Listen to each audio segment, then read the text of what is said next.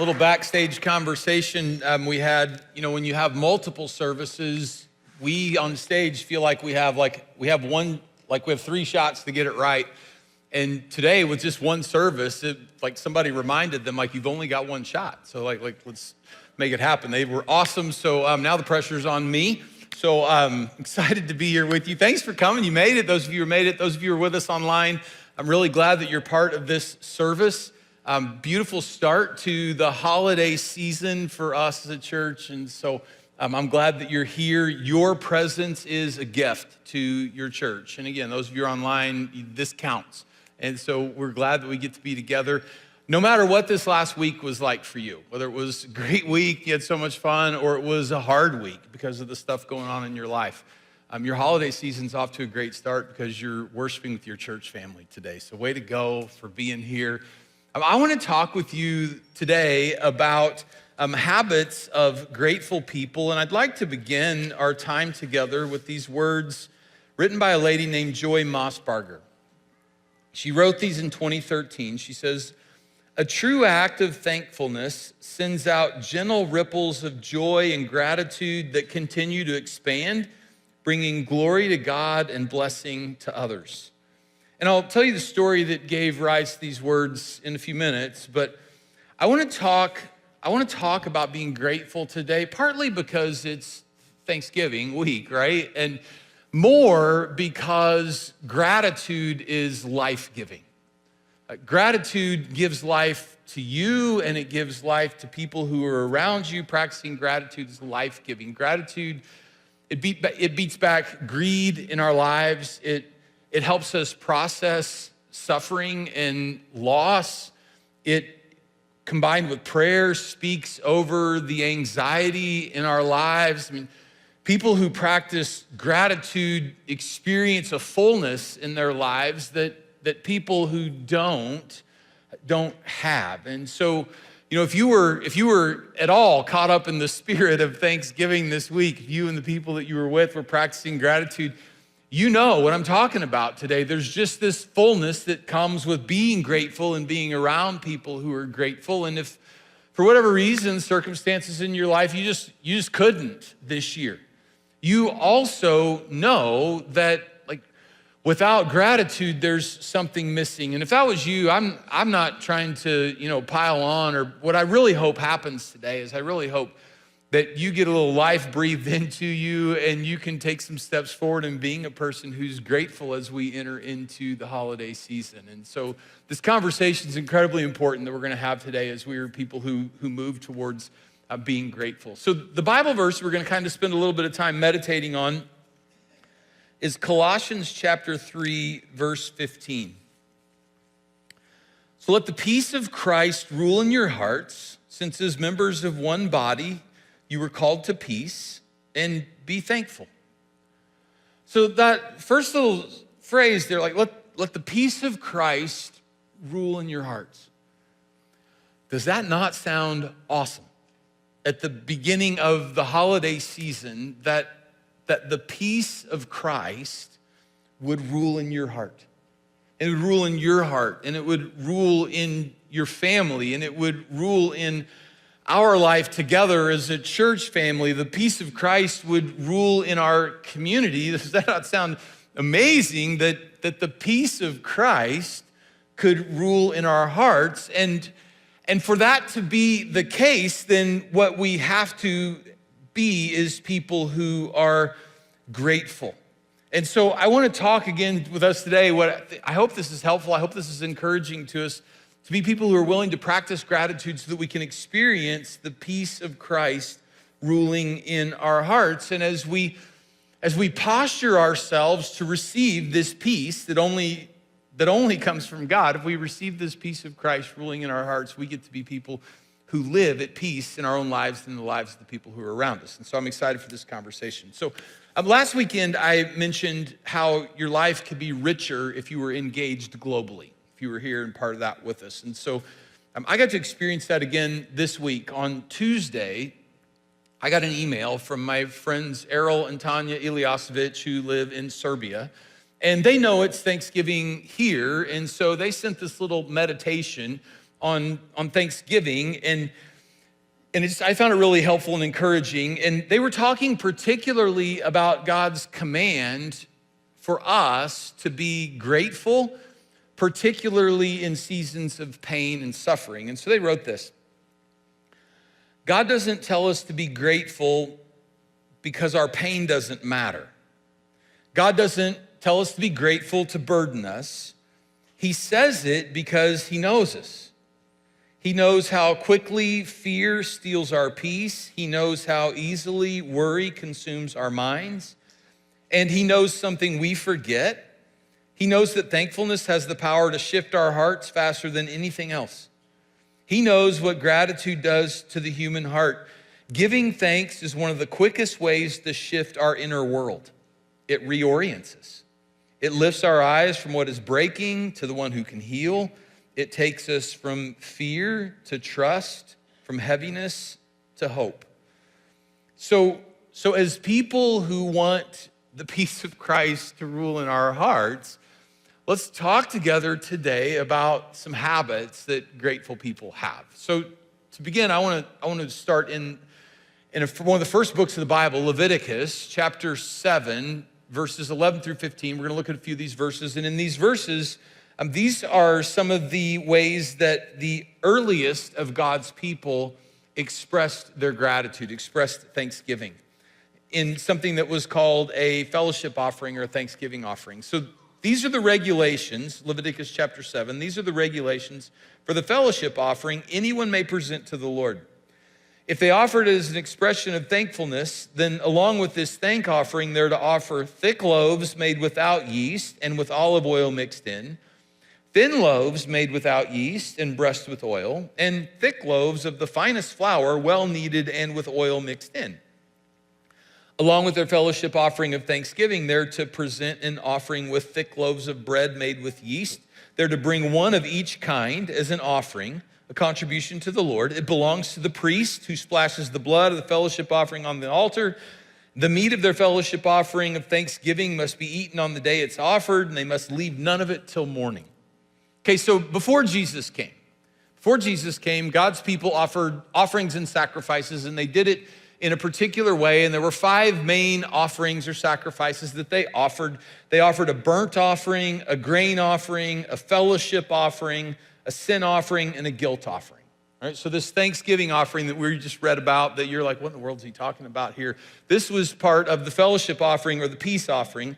And we don't offer these kind of offerings anymore. Jesus' sacrifice on the cross made all of this irrelevant, but there are a few things about this offering in particular that reveal God's heart to us and also reveal God's heart for us. And I think as people who are moving towards gratefulness, these are important for us. So a few things to know about this offering that I think are really important. The first one is that this offering was completely and totally voluntary.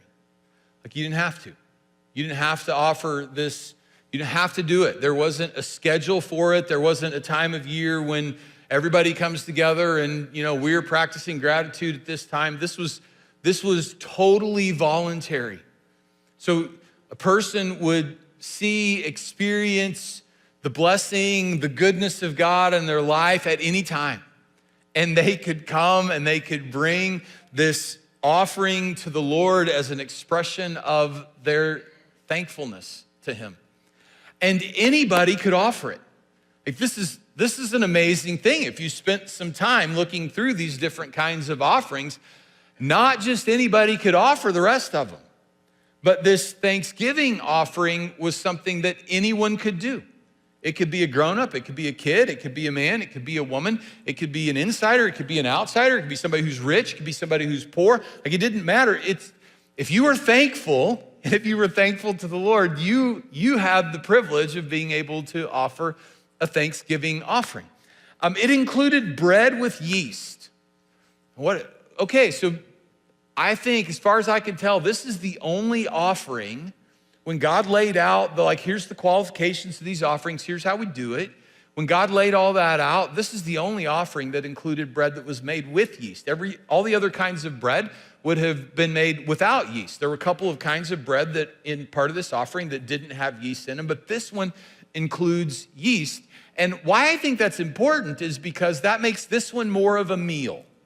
Right? This one's more of a meal. It has multiple kinds of bread. So it's got, if like you got bread without yeast, that's more of a cracker. And if you've got bread that's with yeast in it, you could have a loaf of bread. You could even have a cake there. So like that makes this more of a meal. So that's the uniqueness of it. And then it had to be eaten in one day. It had to be eaten in one day. This was not something that you could do today and then we save it until tomorrow and we have leftovers on the third day. Not like that at all. This one has to be eaten in one day. And what's cool about this is it wasn't just the person making the sacrifice or the offering who ate it. Like they shared it with the priest, they shared it with their family members, they shared it with the community.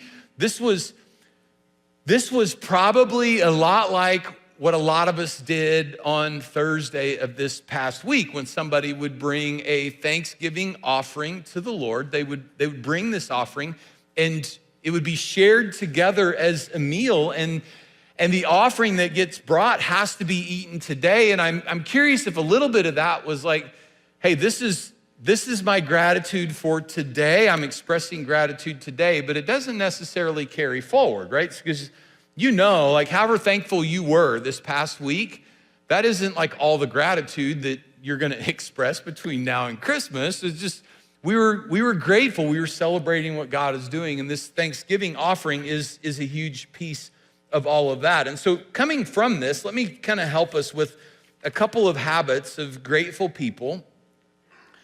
The first habit of grateful people is that they intentionally enjoy the blessings of today. That offering was about, I'm experiencing the goodness of God. And because I'm experiencing the goodness of God today, I'm coming before him with gratitude amongst other people. They're intentionally enjoying the blessings of today. And I need to be reminded of this. I need to be reminded of this because I'm wired to look forward. I am a person I'm looking forward. I have a very small rear view mirror. It's one of the ways Marie and I say that.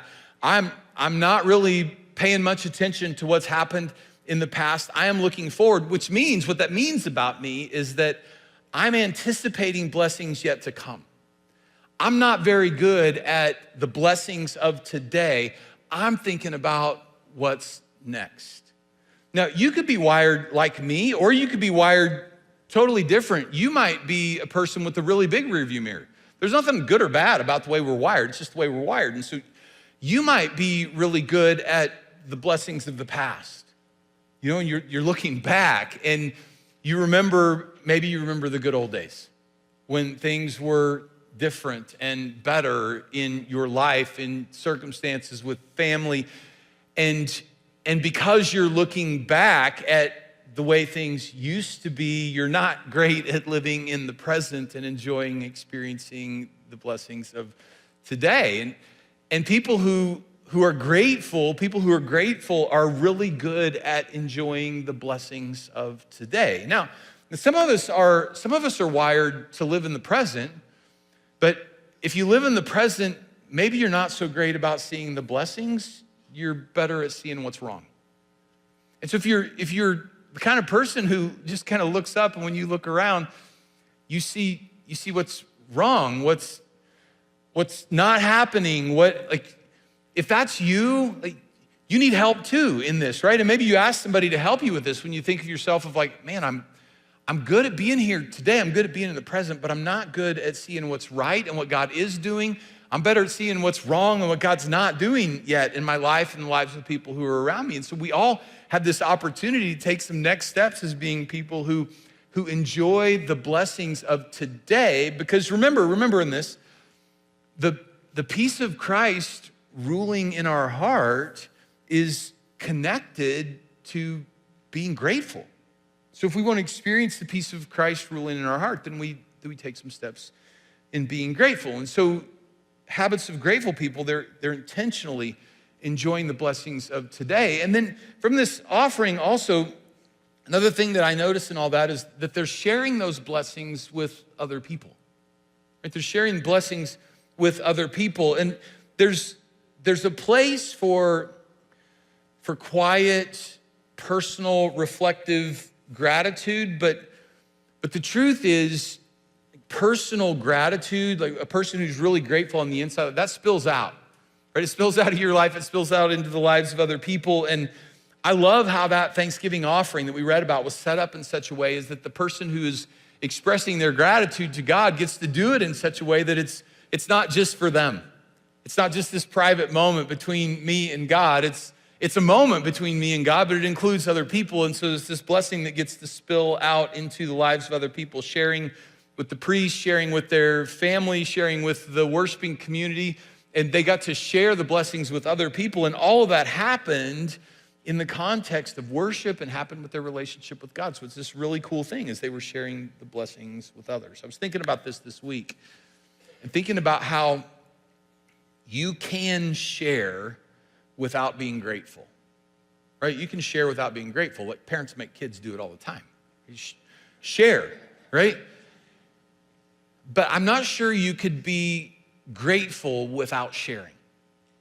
And so if you're kind of just wrap your arms around it, me and mine kind of person, I think a great way to figure out, am I grateful? One of the great tests for ourselves of, am I a grateful person is how willing we are to share with other people, because grateful people share with others who are around them. And so thinking about habits of grateful people from that first kind of offering is we are grateful people, they enjoy today's blessings and they share with others who are around them. Now, to catch a couple more habits of grateful people, I want to jump forward to the life of Jesus. So this is a big jump in time and tradition. And so jumping forward to the life of Jesus, in Luke chapter 17, Jesus has this really awesome encounter with a group of guys. So Luke chapter 17, starting in verse 11.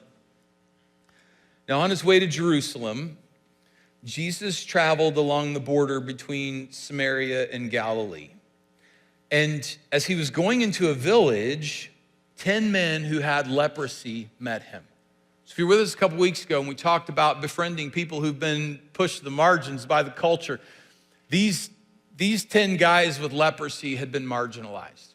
They'd been pushed to the outside of their culture. So these 10 men meet Jesus. They stood at a distance as they were required to do, and they called out in a loud voice, "Jesus, Master, have pity on us." And when he saw them, he said, "Go show yourselves to the priest," which is what they were supposed to do so that they could be declared clean of their leprosy. "Go show yourselves to the priests." And as they went, they were cleansed. So faith required on their part, Jesus says, hey, go show yourself to the priest. He didn't do anything like you're healed. So they went at his word, and as they go, they get the healing that they had been asking for. One of them, when he saw that he was healed, came back, praising God in a loud voice. He threw himself at Jesus' feet and thanked him. And this one, he was a Samaritan. He was an outsider of the outsiders. And Jesus asked, were not all 10 cleansed? Where are the other 9? Has no one returned to give praise to God except this foreigner? And then he said to the Samaritan, rise and go, your faith has made you well. So where are the other 9? Right, that's Jesus' question. It's a great question. Where are the other 9? Jesus isn't wondering where they are. He knows where they are. Where are the other 9? Well, they're doing what he said. They're on their way to the priest to be pronounced cleansed from their leprosy. And after the priest declares them to be well, then they're gonna go home and be reunited with their family and with their friends. And if you'll let me use a little more imagination here, what's gonna happen after that is they are gonna be so grateful that they have received healing that they're going to get a Thanksgiving offering, and they're gonna grab their friends and they're gonna go to the priest and they're gonna offer that Thanksgiving offering that we read about just a minute ago. Where are the 9? The 9 are on their way to the priest, and then they're gonna go to their family, and they're gonna be back at the priest in order to offer this Thanksgiving offering that Jesus he's cleansed them. That's where these guys are. And as I grew up in Sunday school, this little story, this encounter from Jesus' life, we were taught the importance of being thankful. Only one guy came back to say thank you. I don't think that's the point of this story. I think all 10 guys were really thankful. It's one of them did something unusual. 9 of them did something usual for grateful people. But this one, Jesus isn't asking this question to expose lack of gratitude. He's asking the question to expose what they missed. So let me give you 2 more habits of grateful people, and then we'll kind of walk back into this story a little bit. So this is the 3rd habit of grateful people. They learn to see below the surface of life. They learn to see what's going on, not just on the surface, but they learn to see what's going on below the surface of life. And then the other thing that happens for them is they exercise faith while they're expressing gratitude. And so thinking back into this story, when the Samaritan who had leprosy, when he saw that he had been healed. So all 10 of the guys saw that they had been healed, right? You don't go from I have a skin disease to my skin disease is gone without seeing that. But this guy who came back, he had a different kind of sight. There was something else, there was something more. He saw that his skin disease was gone, but he also had some sort of spiritual eyes. He came back to Jesus worshiping. So he saw in Jesus something that the other guys didn't see. He saw in Jesus the source of God's work in his life. And this was a major transition for people in Jesus' day. They were used to approaching God at a synagogue or at the temple. They were used to priests. They were used to sacrifices. And then Jesus comes onto the scene and he's claiming to be the Son of God, and he's working miracles and he's pronouncing forgiveness of sins. He's creating this whole new paradigm for them. And what happened in this moment when Jesus is talking about the other 9, this was an indictment on the religious establishment, because the good religious people of Jesus' day totally missed what God was doing in him. And a Samaritan, a foreigner, a person who'd been marginalized, the person who was looked down upon in his time, got it. He did not just see this good work of God as, like this blessing in his life as something from God above. Like, he really recognized that the goodness of God was mediated through his Son, Jesus Christ, and the 9 religious guys missed it and just went on about life and normal. And the big deal here is not the one guy saying thank you and the 9 guys off doing whatever. The big deal is that the 9 guys are off being grateful in common ways, and there's one guy that is at Jesus' feet, acknowledging that God has done this through Jesus. And it's just this remarkable moment. And then Jesus says to this guy at his feet, worshiping him, thanking God for, Jesus says to him, rise and go, because your faith has made you well. And Jesus is using different words here than what have been described before. Before, the lepers were cleansed, right? That's language of their skin was dirty with the disease of leprosy, and now they have been cleansed of the leprosy, and they had also been healed. But Jesus offers another layer here. He says to this one person, a healing of his heart. Your faith has made you well. It's a healing of his heart. This one guy gets to experience the peace of Christ ruling in your heart and the connection with being grateful. He came back to Jesus' feet to express his gratitude, and he gets to experience the peace of Christ ruling in his heart. And so he's figuring this out firsthand. And so the question I'm asking is, what did this Samaritan guy see differently in his healing than the other 9 saw in theirs? And really more importantly than that is, like, how did he see that?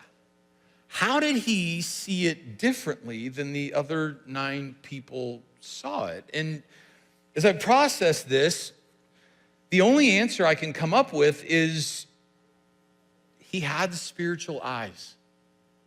Right? And spiritual eyes are a gift. They're not something that he developed on his own.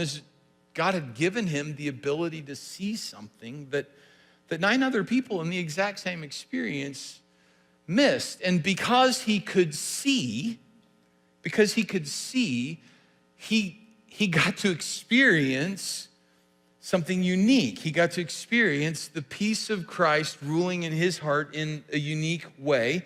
And when he saw, he responded in a unique and inconvenient way. Right? When he saw that he was healed, he came back to Jesus. The other 9 were ahead of him. They were way ahead of him on the way to the priest. And so there was a delay in his life of being pronounced clean, which meant there was a delay in his ability to be home and reunited with his family and with his friends. He takes this non-traditional expression of Thanksgiving by coming back and being with Jesus, and he misses a few moments with his family, but he falls at Jesus' feet, and at Jesus' feet, he declares his gratitude. And so I'm looking at this guy, and how could I experience the peace of Christ dwelling in my heart through this holiday season? What does need to be true about me in order to have the peace of Christ in my life? Because when I have the peace of Christ in my life, I don't just have it for me, I have it for my family, and I have it for my friends, and I have it for our community. Like, we get to experience it. There's ripple effects, the peace of Christ dwelling in your heart. And so here's what I would suggest we do together this holiday season, all right? So if I can just offer you a few things. The first is to ask God for eyes to see and ears to hear and a heart to understand. This is language Jesus uses, and he actually uses it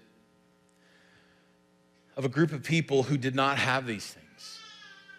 And when he looked at them and he said, you have eyes, but you don't see, and you have ears, but you don't hear. And if you had eyes to see, and if you had ears to hear, and if you had a heart to understand, then you would turn to God and you would receive what he wanted to give to you. And so I say we should ask God to give us eyes to see and ears to hear and a heart to understand what's really going on in our lives and in the world around us, so that we can stay in this posture of being turned towards God and receive what he would give to us. To ask God for eyes to see and ears to hear and a heart to understand.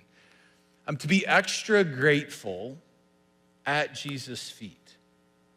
So again, the guy who came back, the Samaritan who came back, the other 9 guys, I'm just arguing they were grateful.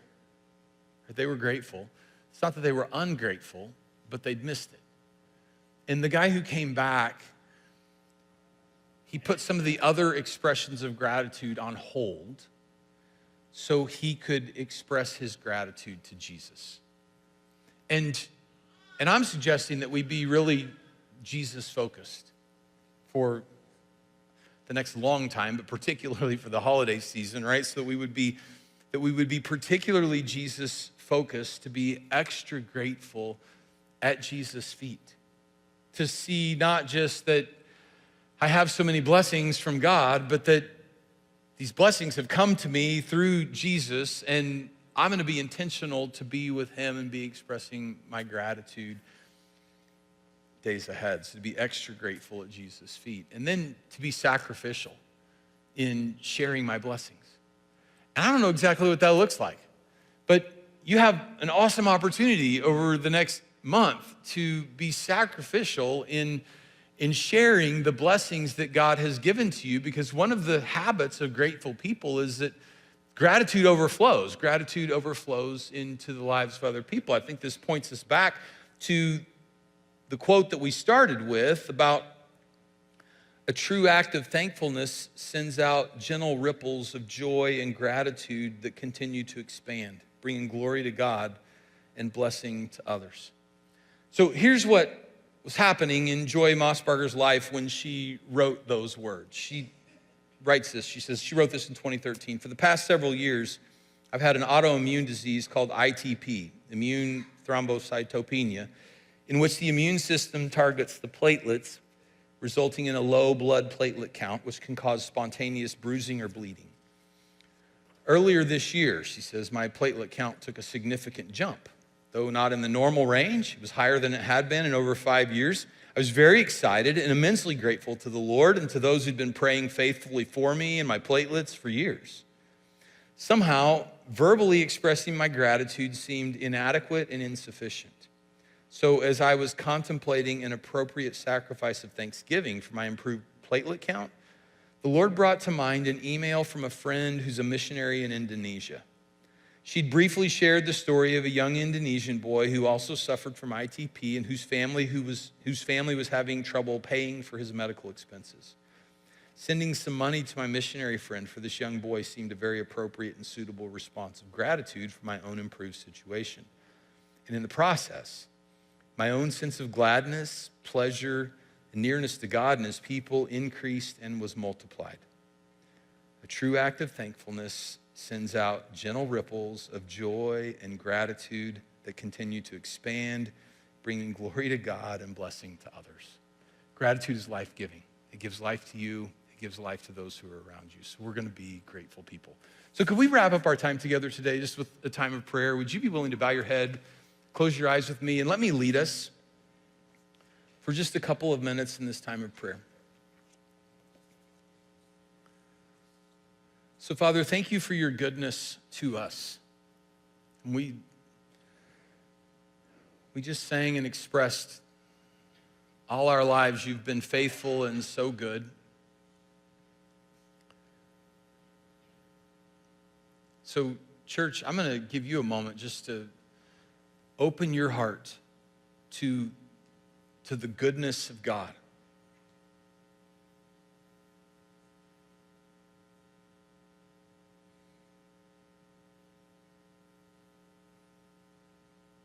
Lord, our hearts are open to you and to your goodness.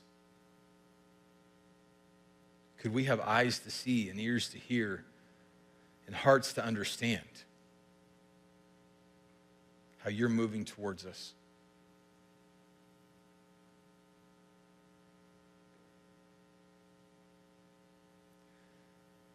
And as your heart is open to his goodness, give you a moment to say thank you to him. To be grateful for his work. And this quiet moment to begin experiencing the peace of Christ ruling in your heart.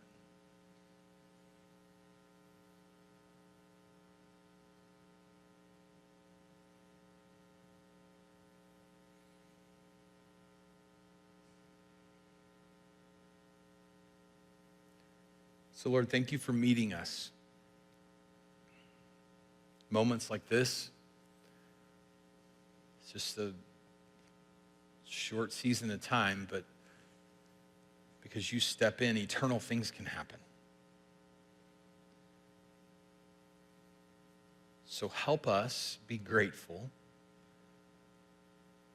so we could experience even more your peace reigning in our heart. Jesus, you are our peace. So we fix our eyes on you, and we say thank you, and we love you, and we pray these things in your name. Amen.